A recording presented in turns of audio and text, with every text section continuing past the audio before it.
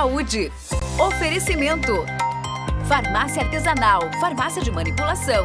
Nosso compromisso é com o seu bem-estar.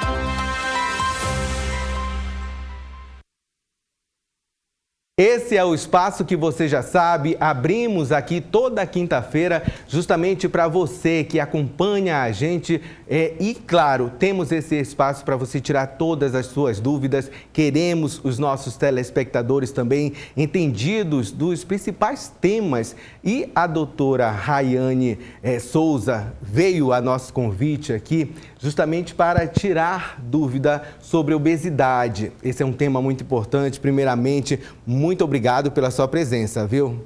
Eu que agradeço. Pode falar, tá ligado.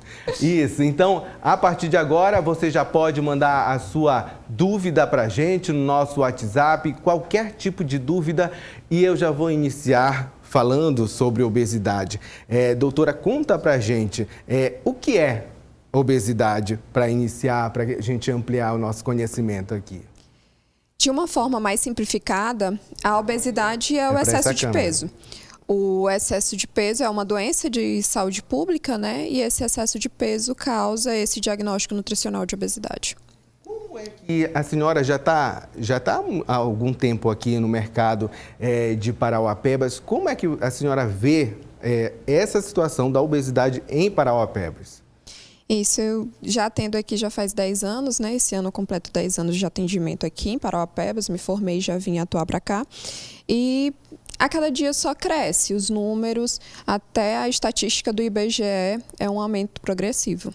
E é dentro exatamente desses números que há vários programas para tentar, né, a prevenção. E por falar em prevenção, como é que se previne a obesidade, apesar de parecer muito óbvio, mas ainda é algo que as pessoas têm que se conscientizar, né?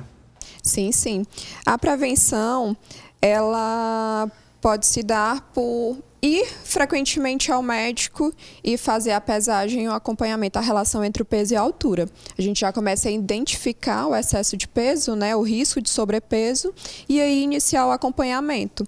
Mas assim, a obesidade pode iniciar desde o nascimento. Às vezes a mãe tem diabetes gestacional e a criança pode nascer um bebê big. Então daí já inicia o diagnóstico de obesidade infantil. Então são inúmeros fatores. São inúmeros fatores que preocupam, né? Porque principalmente aquela camada de pessoas mais humildes, né? Que só vê, aí vai deixando de cuidar porque acham que não tem acesso. Como é que a gente pode dar atenção a essas pessoas que nos assistem, mas que eles pensam, eu não tenho condições de prevenir? Como é que faz, doutora? Então, a nutrição ela é para todos. Então, existe sempre uma forma que a gente consegue ajustar a rotina alimentar à necessidade daquela pessoa, a condição financeira também. Então, no município, todos os postos de saúde têm nutricionista para poder fazer o atendimento. Então, a pessoa chega,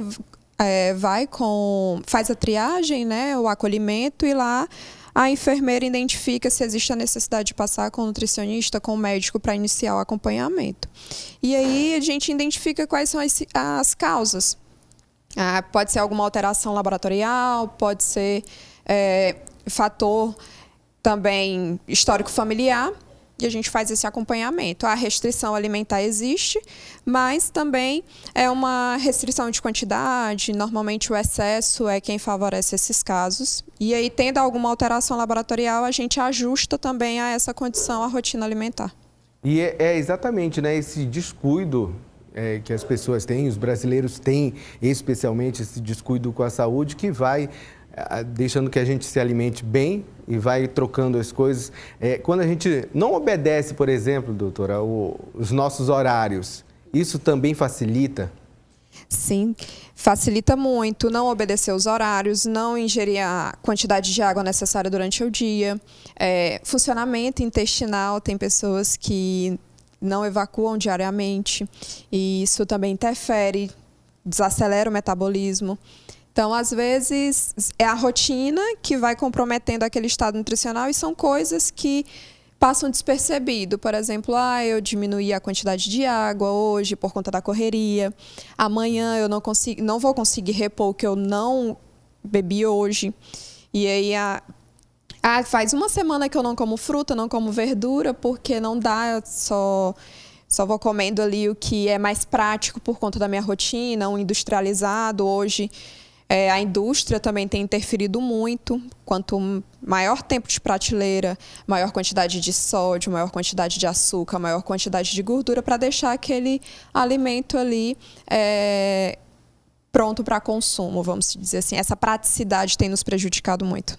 Tem aquelas pessoas que vão construindo, né, ao longo do tempo, essa questão de engordando, comendo, mas tem aquelas que já têm a predisposição, né? Tem essa diferença aí? Quais são os tipos de obesidade, de obesos que a gente encontra? Tem a predisposição genética, que a família já tem um histórico de obesidade, mas existe a predisposição. Isso não é uma sentença. Você vai ser obeso independente do que você fizer. Você pode modificar a rotina. Tendo conhecimento de que existe essa predisposição, praticar atividade física interfere muito, auxilia muito a não ter o diagnóstico de obesidade. E aí tem fatores com relação a patologias associadas, pressão alta, diabetes. Então, tudo isso pode acarretar e complicar, sim. Nada é complicado, doutora, quando a pessoa já quer, por exemplo, já está numa situação de obesidade. Tem ali o limite que é considerado já uma pessoa obesa? Como é que é? IMC 30. A gente faz a relação entre o peso e a altura e dá o diagnóstico. A partir de 30, o IMC já é obesidade. A partir de menor que 30 até 25, é risco de sobrepeso. Então, entrou dentro do risco, a gente já faz o acompanhamento para retornar. Só uma ressalva que não é só sobre estética. A obesidade é uma doença mesmo. E não é algumas militâncias que estão acontecendo com relação ao excesso de peso, não é só sobre estética, é sobre condições, sobre patologias associadas, sobre riscos à saúde. Então, assim, a gente tenta priorizar de maior forma a saúde. Então, é exatamente essa questão aí que a doutora até lembrou, né? Porque tem alguns grupos de pessoas que manifestam que, né, estão se sentindo bem, estão se sentindo ótimos do jeito que são, mas como ela bem lembrou aqui, é uma questão primordial e de saúde. Porque se a gente não cuidar, aquele negócio bonito ali vai se tornar complicado num hospital, né? Obesidade não é questão de glamour, não, né? Como muitos querem fazer aparecer nas redes sociais, é isso que está acontecendo também, né? Isso. Imagina receber uma criança com 8 anos, obesa, com diabetes já instalada, e aí é muito complicado você explicar para uma criança que a partir de agora ela não vai poder esporadicamente comer um doce, esporadicamente comer uma pizza, que está dentro da nossa cultura isso. Isso faz parte da nossa rotina alimentar. Esses convívios sociais sempre envolvem comida. E aí, para uma criança, você já começar a fazer essas restrições, porque a obesidade acarretou outras doenças, é muito complicado. Se para o adulto esse posicionamento é difícil, essa restrição alimentar é difícil, imagina para uma criança. Exatamente, né? Tem adulto que já tem ali todo um tratamento para seguir e quer descumprir. Imagine a criança, como bem lembrou aqui a doutora. E esses tratamentos, eles são para o resto da vida, né, doutora? Sim, sim. E o acompanhamento não é só nutricional. Chega um determinado momento que a gente precisa envolver uma equipe multiprofissional, um psicólogo, um endócrino. Então, assim, não é só sobre alimentação mesmo, não é só a alimentação que traz esse diagnóstico.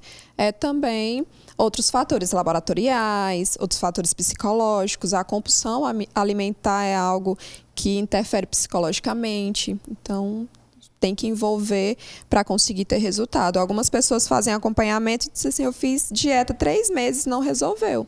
Talvez o seu problema não é único e exclusivamente comer em excesso. Pode ser um transtorno psicológico, uma compulsão alimentar, uma outra dificuldade, uma dificuldade de fazer atividade física, por exemplo. Por isso que é extremamente necessário que a pessoa procure um especialista, né, doutora?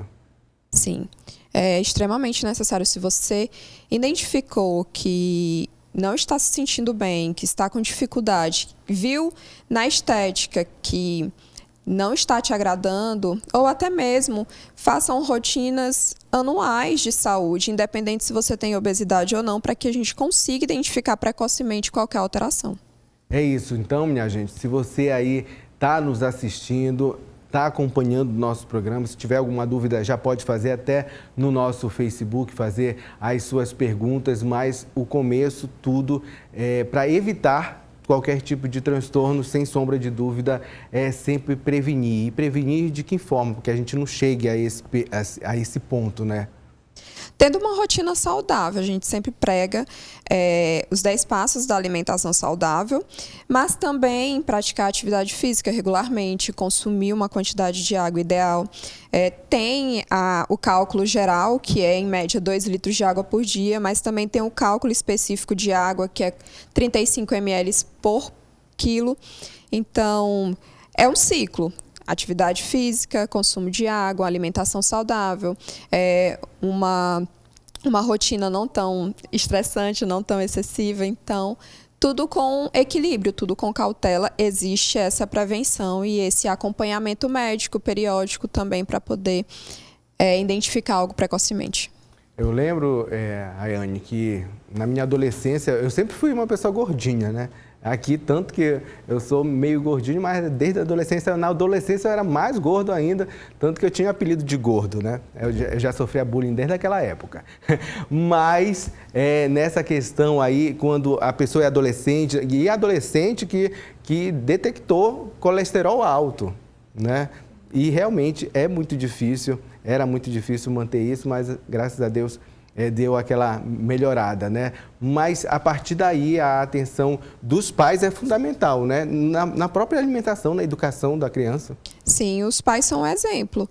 A rotina alimentar, o fato de sentar na mesa e realizar as refeições com o filho é muito importante porque as crianças comem pelo exemplo. Então, se o pai tem uma rotina alimentar desregrada, possivelmente a criança vai ter aquelas mesmas preferências alimentares. Agora, aquela questão de colocar legumes, colocar frutas para as crianças, mesmo não gostando, elas vão até que se adaptam, né? Isso inicia na introdução alimentar. Essa oferta de legumes e verduras se inicia na introdução alimentar. Mas se a criança não vê dentro da rotina familiar que o pai e a mãe consomem legumes, dificilmente ela vai inserir. Ela não vai ser o diferente da história. Se meu pai e minha mãe não comem verduras, legumes e frutas, é porque deve ser algo ruim. Então, possivelmente, eu não vou ter preferência. Eu vou ter preferência por aquilo que está sempre dentro da rotina deles. É o exemplo mesmo. E nós estamos, né, doutora, em um país que realmente esse número de pessoas obesas vem aumentando justamente por diversos fatores, né? Principalmente com a nossa falta de tempo e atenção à nossa saúde. Como é que a gente pode aliar essa correria do dia a dia, mas nos manter também equilibrados nessa alimentação? Então, tem que forçar, né? A gente precisa nos forçar a se organizar. Então, se eu tenho uma rotina corrida, no meu trabalho eu não tenho acesso direto à água, então eu vou levar uma garrafinha. Se lá no meu trabalho eu não consigo, eu tenho o almoço, mas eu não consigo. Eu tenho almoço, mas eu não consigo ter legumes e verduras lá de uma forma que eu tenha os legumes que eu tenha maior preferência, levar uma marmitinha, alguma coisa que facilite para que eu consiga cumprir esses horários. Exato. E olha, a gente, Rayane, já está com algumas perguntas no nosso Facebook, na nossa live. A Elisângela Ribeiro diz assim, dá bom dia aqui para a gente inicialmente. Ela diz que tem 1,61 m, não é isso? 1,61 m e 96 quilos 96 quilos. Ela diz, precisa perder quantos pesos, quantos quilos para a altura dela, né? Está muito preocupada com essa questão de equilíbrio. Aí eu vou ter que ir para a calculadora, me empresta o celular. Deixa, a gente faz essa calculadora aqui funcionar agora. Deixa eu ver onde é que está a calculadora. Pronto, a gente já vai fazer esse cálculo ao vivo aqui, viu? A Elisângela Ribeiro, muito obrigado pela sua pergunta aqui. Ela tem 1,61 de altura, 96 quilos. Vamos ver quantos quilos ela tem que perder. Isso é a pergunta dela, né? Quantos quilos ela tem que perder? Olha, sobre o peso, qual que é o peso ideal? Para mim, a altura tem um parâmetro de 10% de margem de erro e de se sentir bem também. Sim. Então, para 1,61 de altura... Pode falar, pode falar. Não, colocar aqui no celular? Não, pode falar. Ah, tá. Então, para 1,61 de altura, seriam 57 quilos a 62,5.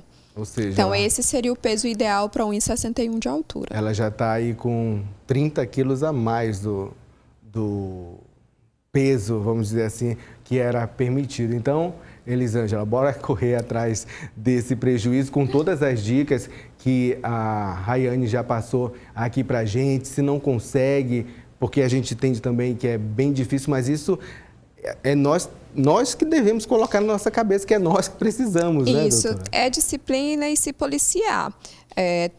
Ver na sua alimentação o que está em excesso, o que está em falta. O prato ele precisa ser um prato colorido.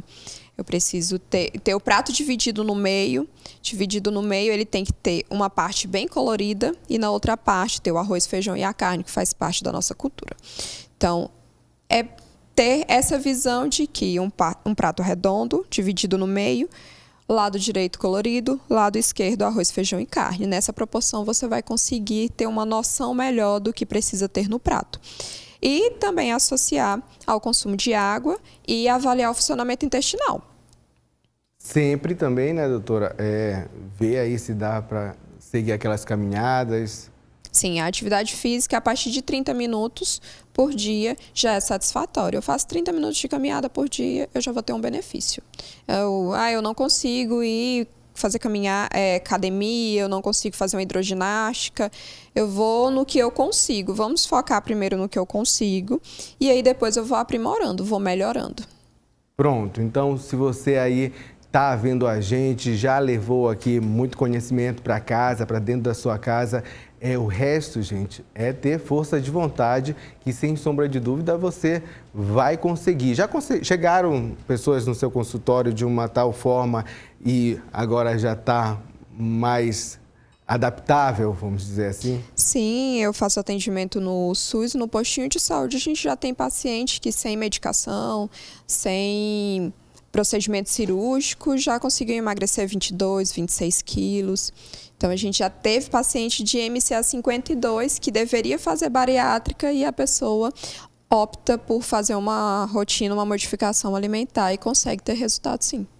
Tá certo, então. Doutora, só a Elisângela, né, que está comentando aqui, agradecendo a resposta da doutora, diz que está assistindo a gente, dando parabéns. Muito obrigado, Elisângela, aí pela sua participação. Um abraço. Ela mora lá no Vila Nova, participando aqui com a gente. Eu tenho certeza que tudo que a gente podia falar, pelo menos do básico, foi dito aqui. No mais, alguma outra dica para finalizar a nossa entrevista? Uma dica simples que eu ressaltar mesmo, que eu já falei aqui, é se policiar e identificar mesmo que você está em excesso e ter sempre o ciclo de rotina saudável, que é água, que muitas pessoas esquecem, que a água é muito importante, às vezes focam na rotina alimentar, mas esquecem do primordial, que é a água. Então, bebam bastante água, comam bastante frutas e legumes. Tá vindo um feriadão aí, amanhã para muitas pessoas realmente sextou é feriado, então comam com cautela. Se for consumir bebida alcoólica, bebam o triplo de água que vocês realmente precisariam beber. Essa é boa dica. E aproveitem aí que a rotina alimentar faz parte, né, sempre desses momentos aí em família, entre amigos. Rayane, muito obrigado pela sua participação. Esse Correio Saúde, temos toda quinta-feira. Se você também quiser propor uma temática para a gente voltar a conversar, fique à vontade. Aqui o nosso canal sempre vai estar aberto, viu? Ótimo, agradeço o convite.